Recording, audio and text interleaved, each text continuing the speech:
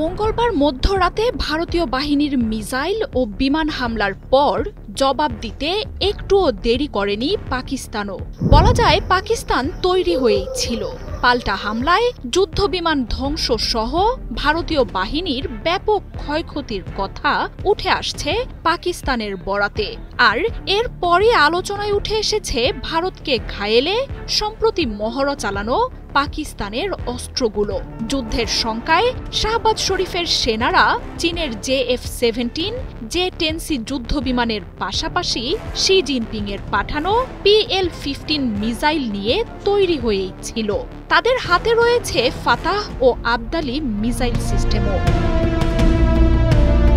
ভারতের হামলার অল্প কিছু সময় পরই জবাব দেয় পাকিস্তান। তবে বেসামরিক স্থাপনা নয়, বরং জবাব দিতে ভারতের সামরিক লক্ষ্যবস্তুগুলোতে হামলা চালানো হয়। আর এতে ভারতীয় বাহিনীর একের পর এক যুদ্ধবিমান ধ্বংসের বার্তা দিতে থাকে ইসলামাবাদ। ভারতীয় বাহিনীর বেশ কিছু ড্রোনও ভূপাতিত করার দাবি করা হয়।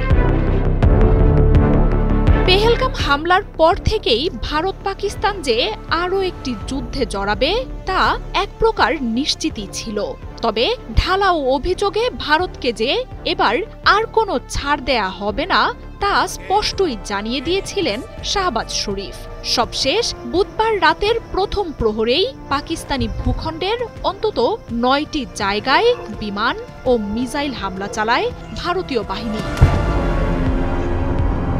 পাকিস্তান এসব হামলায় কি অস্ত্র ব্যবহার করেছে তার সুনির্দিষ্ট তথ্য দেয়নি। তবে চীনের PL-15 ক্ষেপণাস্ত্র ভারতীয় ভূখণ্ডে ব্যবহার হয়েছে বলে সামাজিক যোগাযোগ মাধ্যমে তুমুল ঝড় উঠেছে।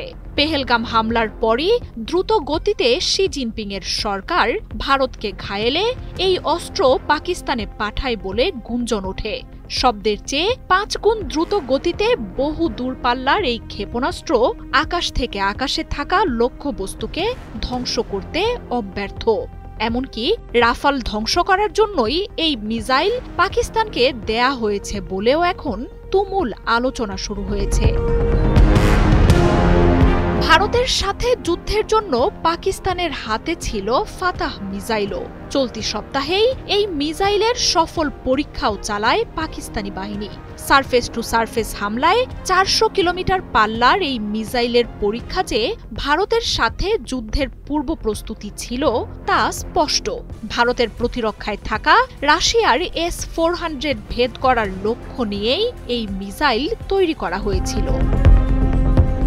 ফাতাহ ছাড়াও পাকিস্তানের হাতে তৈরি ছিল আবদালি মিসাইল সিস্টেমও। স্বল্প পাল্লার ব্যালিস্টিক এই ক্ষেপণাস্ত্রের রয়েছে পরমাণু অস্ত্র বহনের সক্ষমতাও। ক্ষেপণাস্ত্র প্রতিরক্ষা ব্যবস্থা ভেদ করে লক্ষ্যবস্তুতে হামলা চালাতে এই মিসাইল প্রায় 100% কার্যকর। সীমান্তে উত্তেজনার প্রেক্ষিতে পাকিস্তান প্রস্তুত রেখেছিল হাতে থাকা J-17 ও J-10C যুদ্ধবিমানকেও। মার্কিন F-16 থাকলেও ভারতের ভূখণ্ডে তা ব্যবহারের সুযোগ না থাকায় এসব যুদ্ধবিমান দিয়েই মহড়া চালাচ্ছিল শাহবাজ শরীফের সেনারা। মার্জিয়া উপমা, 71।